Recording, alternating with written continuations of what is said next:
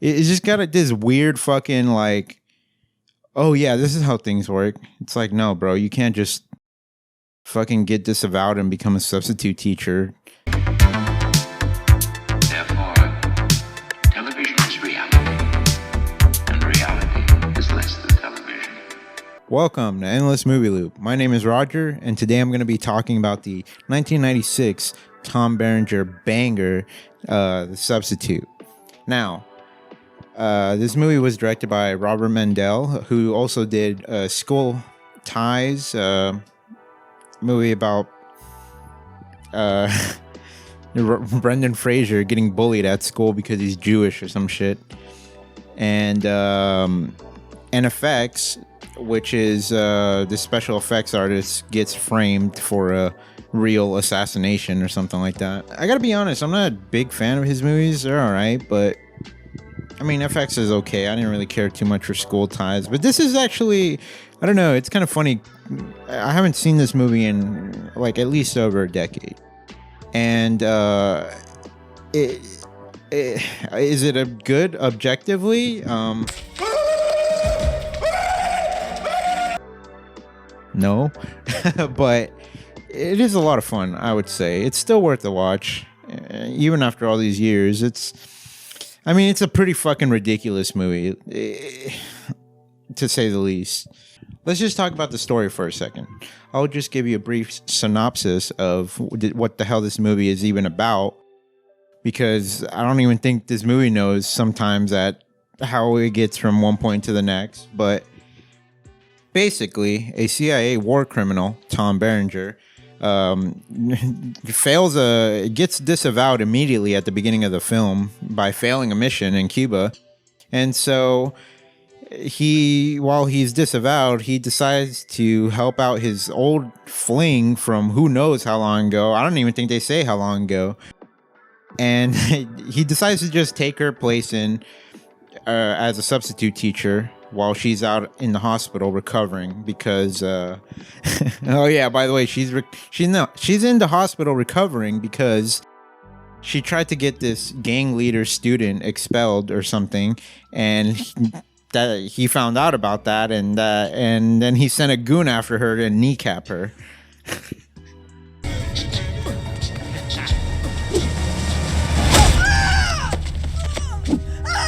It's actually a pretty ridiculous scene. Like, I mean, I laughed quite a lot rewatching this, and not at the parts it wanted me to laugh at.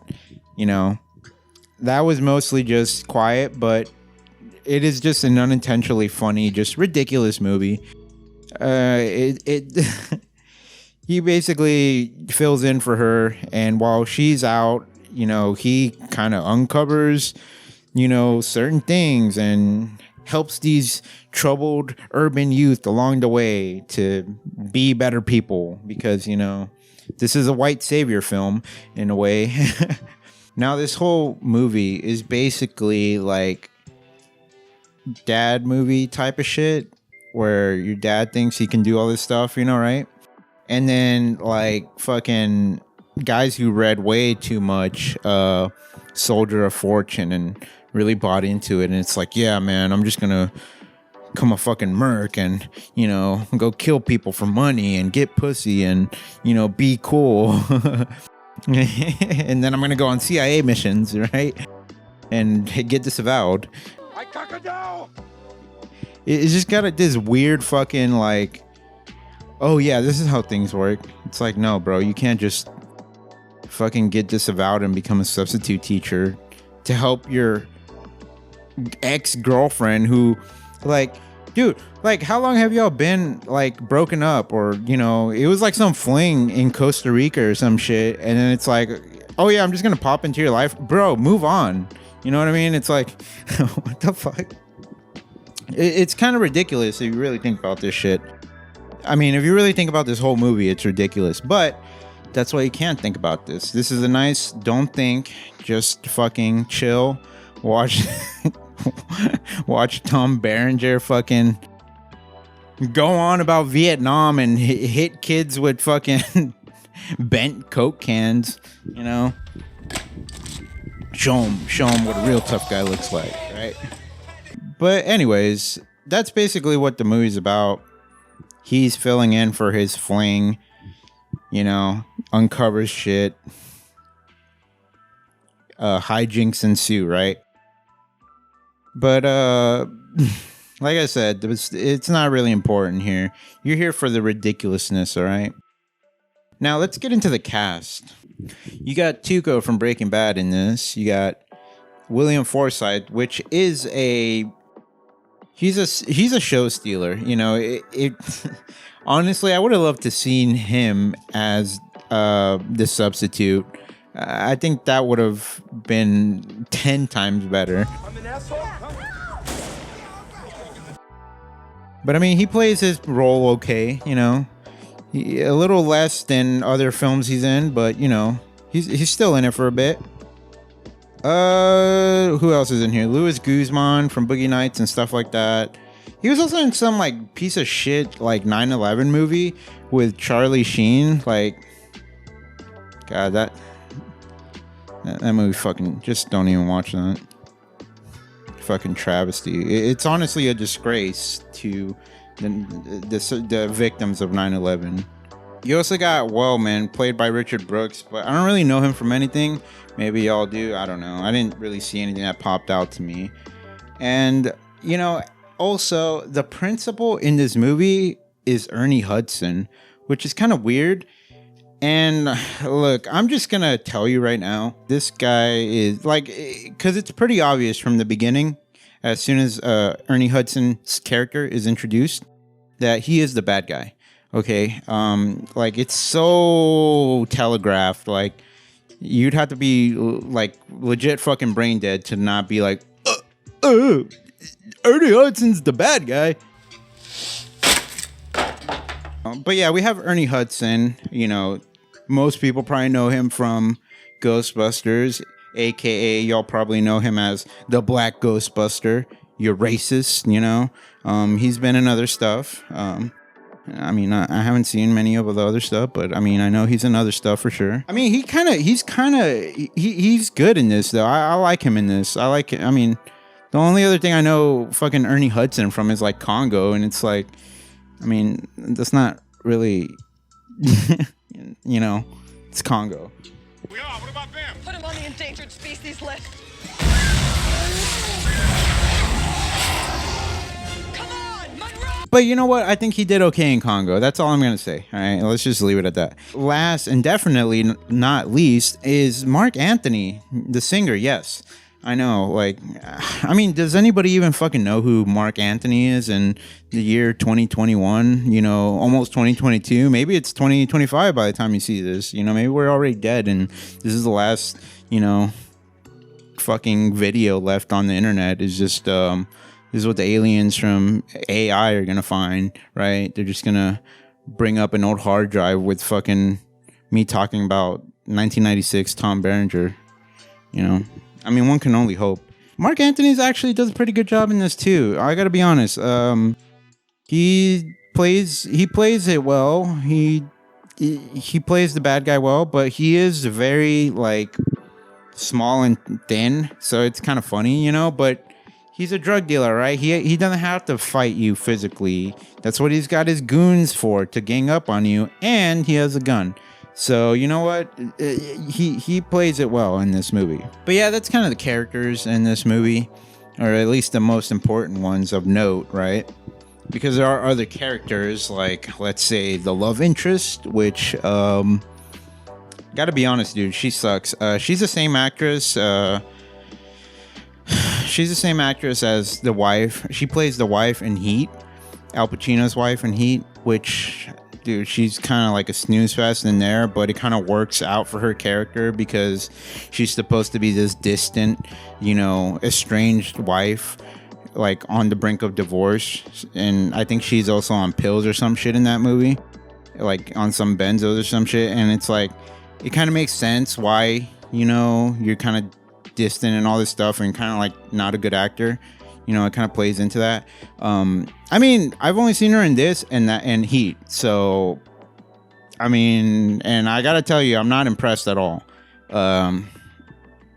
Like, she's so fucking weird and awkward, and like her delivery and just the way she acts is like bizarre. It's like, what is going on? And that's just acting between two people, right? And then when it comes to like there being any sort of love chemistry shit, like, dude, you could like, it might, Tom Berenger, I mean, dude, okay, so Tom Berenger I think is a legitimate actor. I mean, yeah, sure, he's been in shit like everybody else, but I mean, I think he has some decent roles out there. I mean, Platoon, hello, as, you know, Sergeant Barnes, which is what most people probably know him from. But I mean, he's not bad. He does a decent job in this movie, and like I said, it's just kind of her that just kind of like pretending to like be intimate with each other. Like, they kind of have like this sexy love scene. It's so awkward, and just, I mean, it might as well be Tom Berenger having sex with like a fucking mannequin or an alien. You know, I don't know. Like, it's just so weird. She's just weird, man. I mean, look, I'm not trying to, I don't know why I'm going so hard on this bitch, but like, dude, she just kind of sucks. You know, the problem with this movie is it's trying to do too much, right? It's spreading out too thin. And for example, it's doing things like, oh, I want to be an action movie, right? That's like that's like the CIA ex-operative Vietnam veteran. By the way, he's a Vietnam veteran and never shuts the fuck up about it. I mean, dude, he's literally like fucking from Lebowski. I'm blanking his name.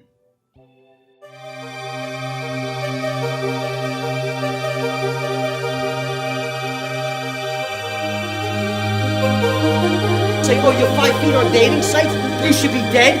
That's okay? John Goodman. Sorry, I couldn't remember his character name. I don't know why I'm blanking that hard, but John Goodman's character in The Big Lebowski, where he's always like bringing up fucking Vietnam and shit. It's like, bro, shut up. But yeah, it's basically trying to do that action shit, right? And then it's trying to do this Dangerous Minds, like white savior shit, like, oh, you know, I'm going to come to this school and fix it up. I'm going to go to this ghetto school and fix it all up because, you know, nobody else can except me because I'm a white guy. You know, I fix things around here except the botched mission that got me disavowed, you know, but whatever. And then you have like this also like kind of like they add that love element, you know, into it, which is just fucking there's nothing there. All right. I mean, they didn't even really have to even do a love fucking thing in this shit. Honestly, I mean, I guess they do it just to show you that he's not gay or some shit. I mean, this is 96, I guess. I mean, I don't know. All I'm saying is that the romance didn't need to be in here and it's wasted. So that's what I'm saying. Like, it's trying to do all these things where it's like, you know, trying to balance everything, and it's just kind of a mess. But it's kind of like a fun mess. You go into it knowing that this is not objectively the best movie of all time. Okay, well, you know, and you'll have some fun with it, I think. One of the other things I wanted to bring up is just like William Forsythe in this movie is fucking legit insane. I mean, he's kind of legit insane in all his movies. William Forsythe really is just kind of losing his shit in this movie, and he's kind of like the hothead of the crew. And, you know, after his crew gets disavowed, they gotta find work, right? They gotta find something to do. He figures out that that there's a fucking drug ring, right? And it's run by, I guess who, the gang leader who the teacher was trying to get transferred, and Ernie Hudson, the principal, because the principal also used to be a ex-cop at one point in time. And once he finds that out, he starts to like set up these surveillance and reconnaissance stuff with his team. And at first he's like, You know, by the way, they're doing this fucking planning shit like in the middle of a gun range, in the middle of the daytime. And it's like a packed gun range, dude. Like everybody's just firing next to each other, and just he comes up to them and just like, okay, just sets out like the blueprints for fucking the high school, and just like, this is our new target, and he just starts. Yeah, bro, just fucking call into the cops. Why don't you? You know, call into the FBI. Tell them, let them know where you're at. And then, of course, William Forsythe is kind of like a hothead, and he's like, you're going fucking soft, and this is all bullshit. You know, because he's like, where's the money in this? And he's like, oh, well, there's nothing up front, but, you know, maybe a little bit on the back end. Back end, bro, what the fuck are you talking about? This is a high school. What am I going to do? Fucking, you can't even steal equipment because they don't have shit. It's a ghetto-ass school where everything gets stolen.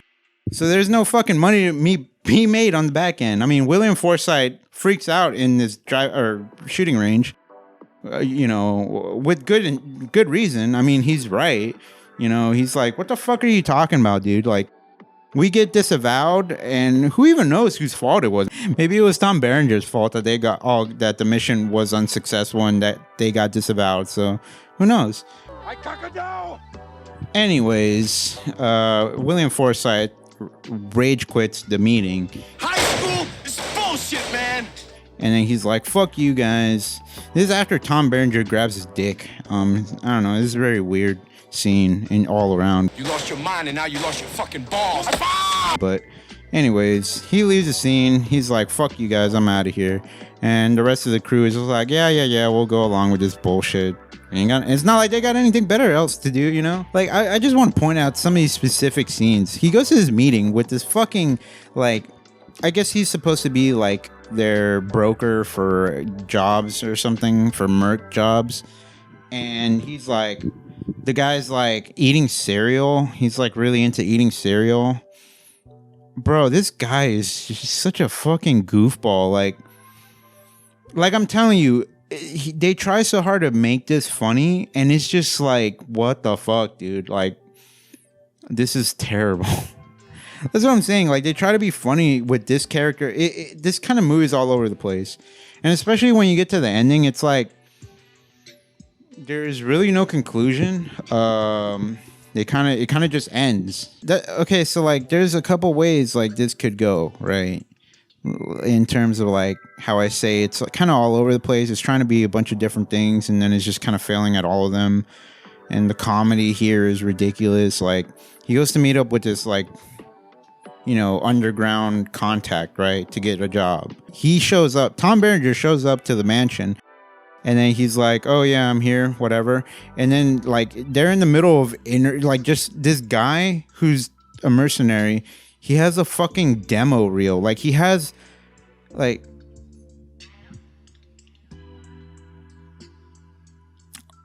dude, like, what the fuck is this? Like, you're supposed to be like, dude, what the fuck is this? Like, you're supposed to be a mercenary. You're not supposed to be making fucking, like, video productions of, like, all your exploits. I mean, it's not even him doing the exploits either. It's just him doing, like, reenactments. It looks so ridiculous. It's like some fucking infomercial type of shit.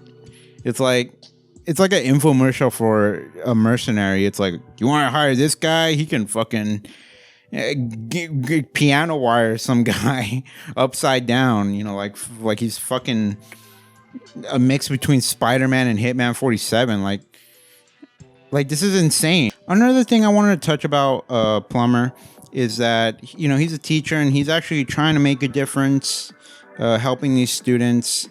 And, you know, he's like the only friend that Janie, the teacher that he's filling in for, he's literally her only friend, I think. He like goes to visit her and all this shit. And I mean, I guess between the two of them, they're the only ones trying to help these kids, but you know, they're not getting anywhere because, you know, they're not white savior Tom Berenger, Vietnam vet, war criminal, you know.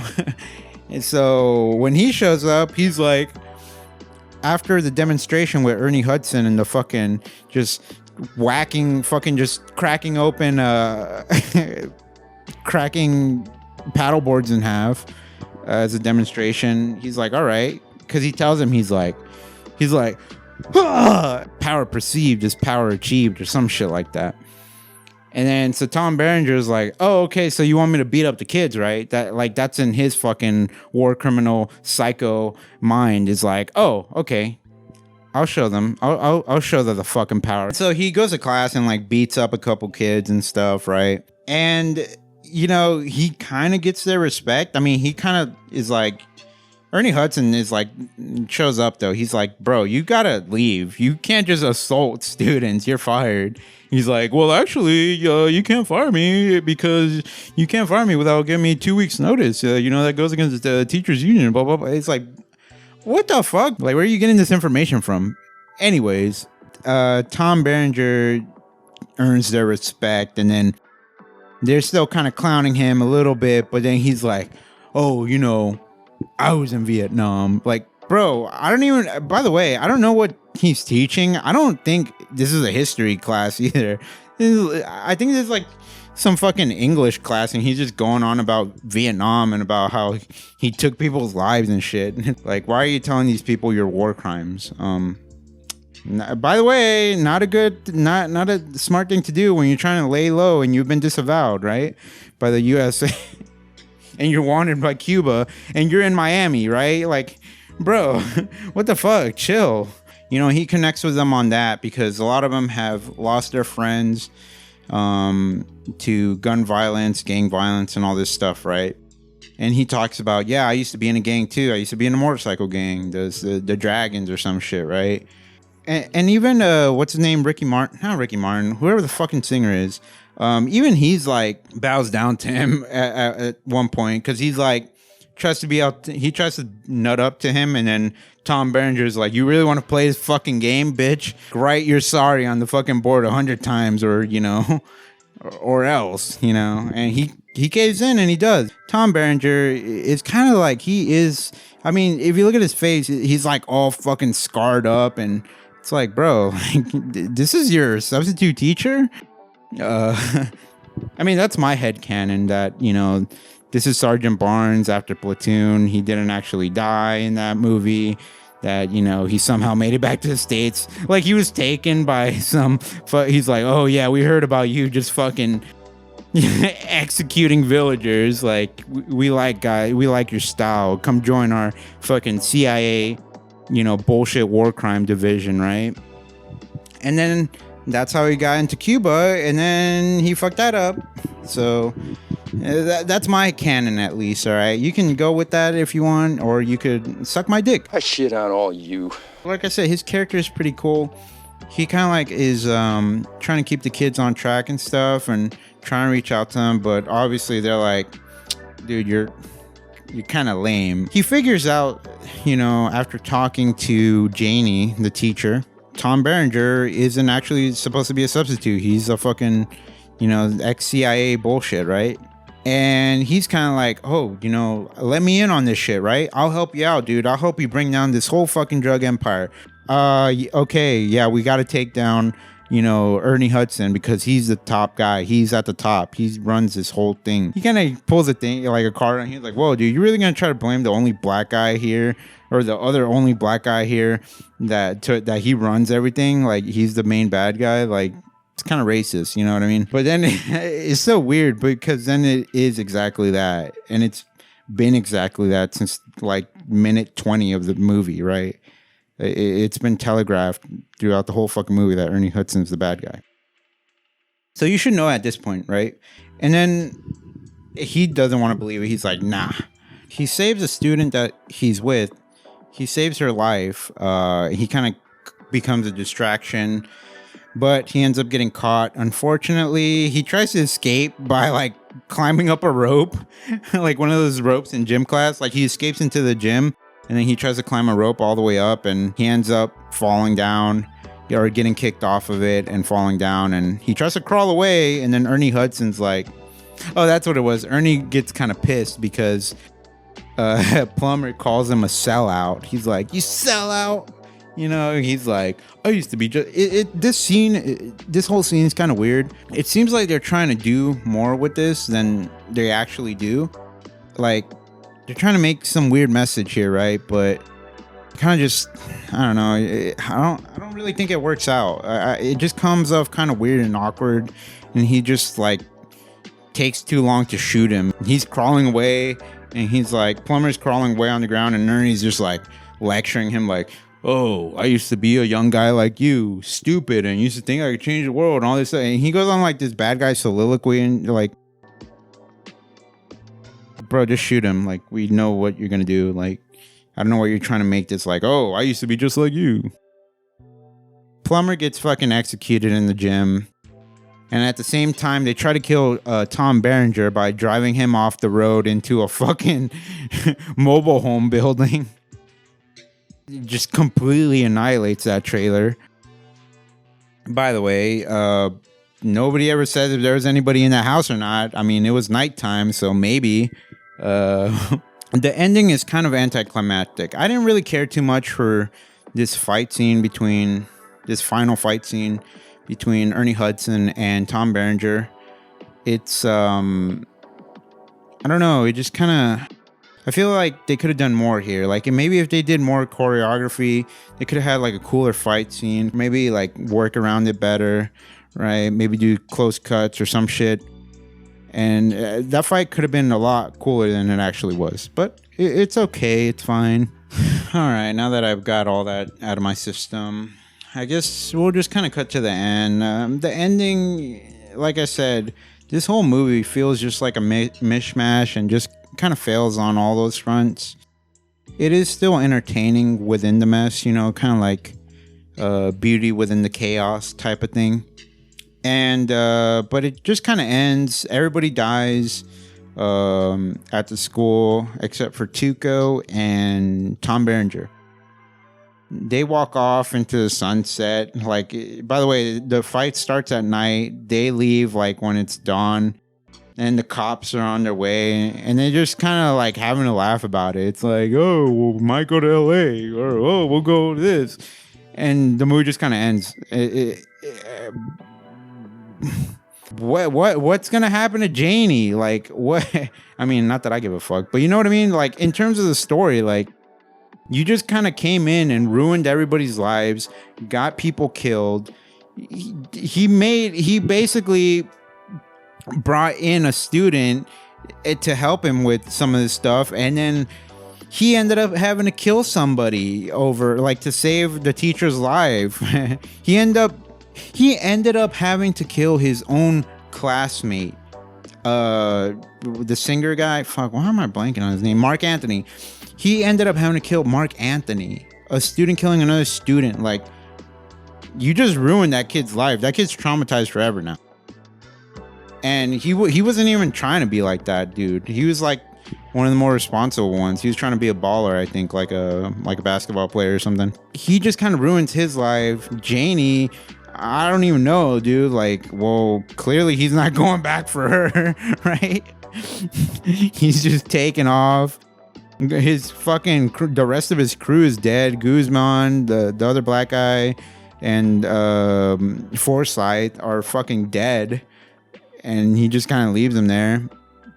And honestly, he doesn't feel any way about it.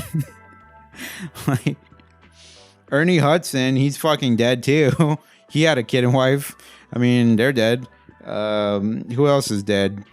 Plummer. He was like the only other teacher actually trying to make a difference there, and he got fucking murdered. You know. Oh man, I don't know. Like, it's just kind of like, it kind of is like, just, he doesn't really fix anything. He kind of just comes in, says he's gonna fix shit, just fucking leaves a mess of dead body. I mean, it's no wonder the Cuba mission went wrong, right? I mean, look at how he handled this situation. I'm sorry, Tom Berenger. I love this movie. It's still a great movie. I still like it. But it's just kind of ridiculous, you know what I mean? It's like, the movie just ends and you're just saying like, what the fuck, dude? Like, that's really all I had to say about Tom Berenger's 1996 Tom Berenger's The Substitute. It's a good movie. It's a fun movie and very stupid, but you know, it's still worth the watch. Just because like how ridiculous it is. And I mean, you get some decent performances from some of these actors, you know. Just the clip alone of Janie getting mugged and like almost murdered, by the way, like in the middle of the broad daylight on the sidewalk. I mean, just that clip alone, like, dude, I was fucking rewinding this shit. I was dying laughing, like, I don't know. There's just something funny about that clip.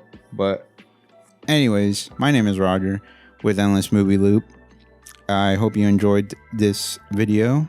And that's pretty much all I got to say about that.